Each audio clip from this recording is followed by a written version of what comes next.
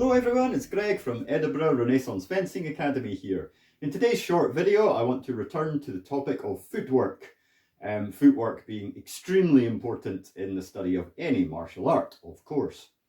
Now, a reminder of some basic principles. Most 16th century Italian fencing styles use a very upright posture with a moderate separation of the feet, something like so. So the head and the spine are arranged directly upwards, and the feet maybe one casual footstep apart.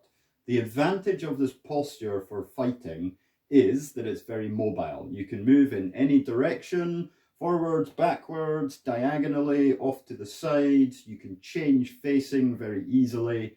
In other words, it is a mobile stance, or a stance that supports a lot of mobility in combat. Now, the trick to using effective footwork in this posture is to be relatively light and nimble on your feet. That means you should try to hold your body weight slightly more on the ball of the foot than to stand flat-footed. So in other words, your feet need to be able to rotate like so as necessary. So after you've learned the basic steps of the system, a really good thing to practice is just improvising with them by moving around a little space and practicing changing direction. So sometimes using angulated steps, gathering steps, whole steps, forwards and backwards, circular steps to change your facing, and allowing the feet to pivot on the ball as necessary.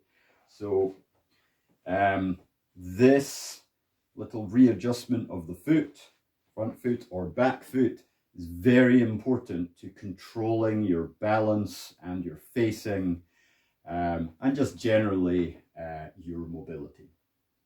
So what I'm going to do now is basically zoom the camera in on my feet while I just improvise a few Degrassi style steps moving around the room, so you can see more or less how I move my feet and how I make these little adjustments of the foot on the ball of the foot to control my facing and my balance. You should also pay attention to the size of my steps, which are mostly very moderate. So most of the time we want to use half steps, which is something like this. Okay, so that's all the theory. Let's see it being put into practice, and I would encourage you to give it a go at home as well, and try and work on your footwork a bit. All fencing comes from the feet, so this is really very important.